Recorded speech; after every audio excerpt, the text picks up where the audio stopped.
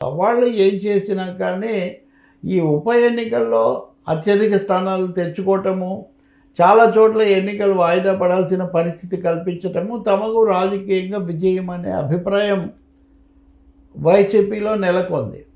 రెండవది, గతంలో కూడా మనం చెప్పుకున్నట్టుగా 1-2 సార్లు ఈ కేసులు, దాడులు వీటికి గురవుతున్నటువంటి వాళ్ళకు తోడుగా ఉండటం, తమ వాళ్ళని పంపించటం, ఆ నిధులు పంపించటం, ఇట్లాంటివన్నీ కూడా ఈ మధ్యకాలంలో ఆ పార్టీ నాయకత్వం చేసింది.